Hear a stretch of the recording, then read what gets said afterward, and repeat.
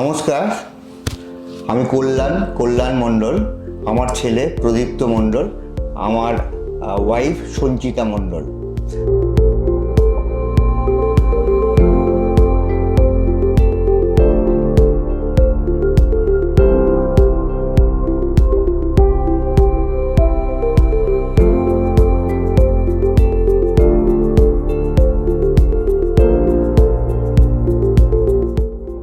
Wife ডিটেলসটা বলবেন, বাড়ির পুরো ব্যাপারটা, ছেলে বলবে ওর ঘরের ব্যাপারটা, আমি স্পেশালি বলবো এই ডাইনিংয়ের ব্যাপারটা, যেটা আমার খুব ফেভারিট প্লেস। অফিস যাওয়ার আগে আমি খুব সকালে উঠি, 5টা নাগাদ উঠে আমি এখানে চা খাই, দুবার চা খাই। অফিস থেকে এসে আমি এখানে রিল্যাক্স করি, এখানে আমি চা খাই এবং টিভি দেখার আগে পর্যন্ত আমি এখানেই বসে থাকি।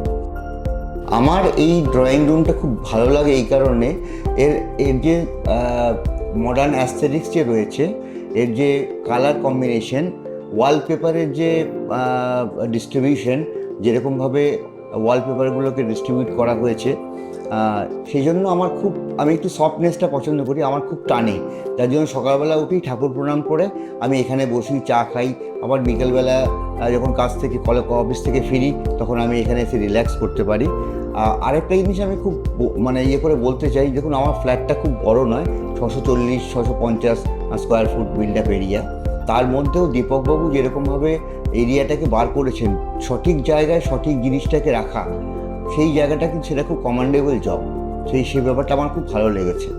আর আরেকটা জিনিস আমি অবশ্যই বলতে চাই, সেটা হলো যেহেতু ফ্ল্যাটটা ছোট ফ্ল্যাটের মধ্যে যেগুলো দরকার, মডার্ন অ্যামেনিটিস যেগুলো থাকা দরকার, সেগুলো কিন্তু সঠিক জায়গায় সঠিক সময়ের মধ্যে সঠিক প্লেসের মধ্যে উনি যে কম্বিনেশনটা করেছেন, সেটা কিন্তু রিমার্কেবল জব। থ্যাংক ইউ দীপকবাবু। নমস্কার, আমি সঞ্চিতা। দীপকজি এনিহাউ খুব সুন্দরভাবে আমার ফ্ল্যাটটিকে সাজিয়েছে, যেমনটি আমি চেয়েছিলাম তেমনটি উনি করেছেন। আমি কি চাই বা আমি কোথায় কি চাই, সেগুলো সমস্ত কিছুই উনি বুঝে নিয়েছেন এবং সেই অনুযায়ী উনি করেছেন। স্পেশালি আমি ক্রকারি ইউনিট চেয়েছিলাম, তো এই ছোট ফ্ল্যাটের মধ্যে ক্রকারি ইউনিট তো ভাবতেই পারা যায় না, কিন্তু দীপকজি সুন্দর আইডিয়া করে একটা প্রপার প্লেসে ক্রকারি ইউনিট বানিয়ে দিয়েছেন, ঠিক আমার মনের মতো যেমন আমি চেয়েছিলাম।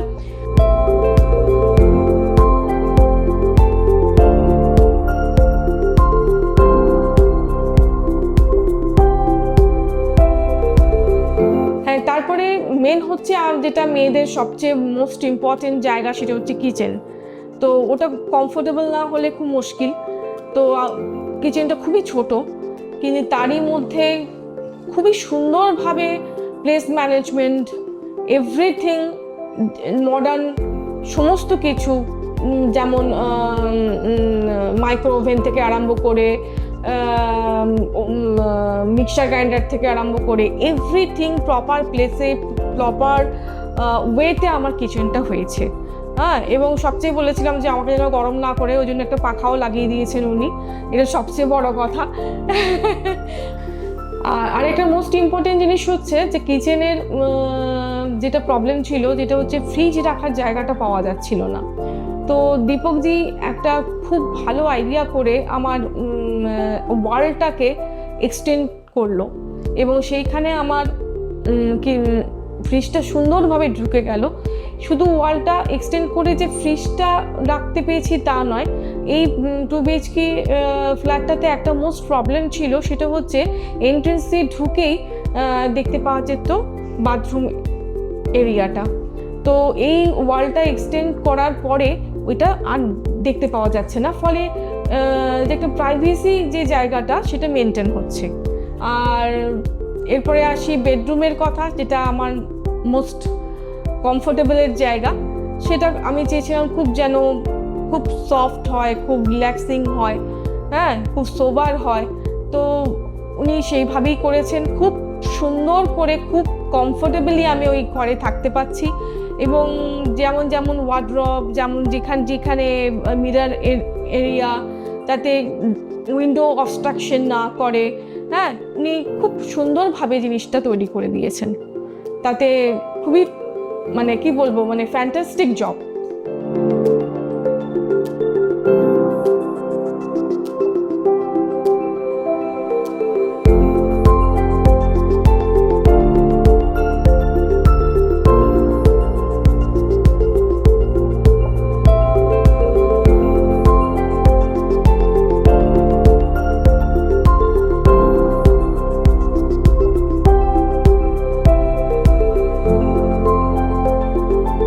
হাই, আমি প্রদীপ্ত মণ্ডল। আমার এই ফ্ল্যাটে সব থেকে কমফর্টেবল প্লেস আমার রুমটা।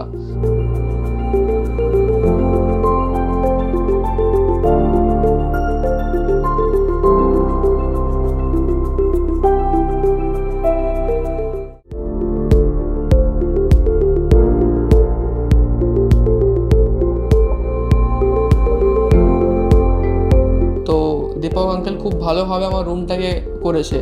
মানে কি স্টাডি করার জন্য আমার মেন একটা দরকার ছিল একটা চেয়ার, যেখানে আমি একটা ডেস্কের ওপরে বসে পড়তে পারবো।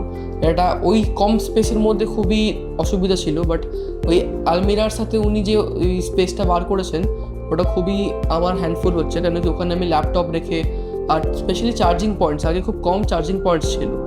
আর আমার কারেন্ট যে কোর্স আমি করছি, আমার 3-4টা ডিভাইস একসাথে লাগে চার্জ করার সময়, তো উনি ওই ওটা খুব হেল্প কাজ হয়েছে। আর সফট কালার্স, ভাইব্রেন্ট, আর মানে আলমারির সুন্দর ডিজাইন, তো ওইগুলো একটু মডার্ন অ্যাসেটিক খুব ভালো হয়েছে।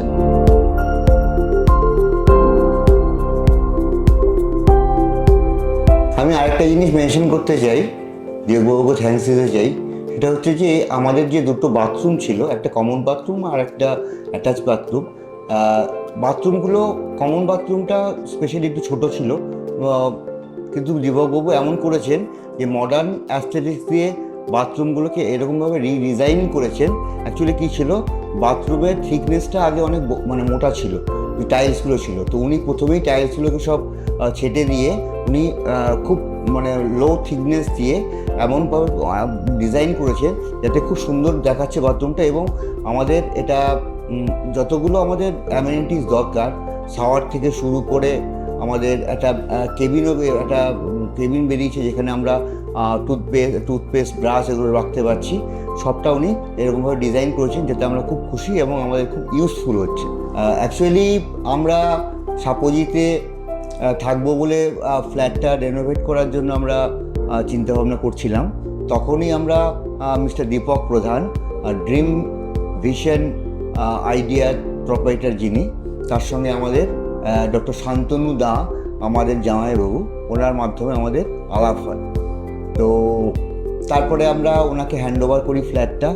তো আমরা খুব হ্যাপি এই কারণেই যে প্রথমত হচ্ছে যে আমি নিজে যেহেতু সেলসে রয়েছি, তো কতগুলো জিনিস আমার খুব ভালো লাগে। দেখুন, আফটার সেল সার্ভিস যে দেয় বা যেনারা দেন, সেটাই কিন্তু সবথেকে বড় একটা রোল প্লে করে, যেটা আমরা দীপক বাবুর কাছে পেয়েছি। নাম্বার 1। Number 2, commitment. যে সময়ের মধ্যে উনি বলেছিলেন যে আমাদের এটা হ্যান্ড ওভার করবেন, উনি বিফোর টাইমে হ্যান্ড ওভার করেছেন। এবং রেট খুব কম্পিটিটিভ, যে রেটে উনি কাজ করেছেন আমাদের, সেই রেটে, এবং খুব ক্লাস মেটেরিয়াল, যেগুলো আমাদের চয়েসেবল মেটেরিয়াল আমরা বলেছিলাম, সেটাই দিয়েছেন। এবং ব্যবহার, সুপার ব্যবহার। আমি ক্যামেরার সামনে বলে বলছি না, দিস ইজ দ্য ফ্যাক্ট। কারণ আমি নিজে 30 বছর সেলসে কাজ করছি, আমি জানি যে সেলসটা কতটা টাফ। আমরা এই সাপোজিতে থাকবো মনে করে শুরু করলাম যে কিভাবে সাপোজিতে থাকবো, এত ছোট ফ্ল্যাট। তো আমার জামাইবাবুকে বললাম যে উনি এখানে আগে থেকেই থাকেন, তো কাউকে ভালো ইন্টেরিয়ার মানে খোঁজ দিতে। তো উনি দীপকজি খোঁজ দিলেন। তো দীপকজি সঙ্গে কথা বলে আমার খুব ভালো লাগলো। তো ওনার কনফিডেন্স, ওনার আইডিয়াসগুলো আমার খুব ভালো লাগলো। তো তারপরে আমরা স্টার্ট করলাম জার্নি। তো তারপরে তো শুরু হলো।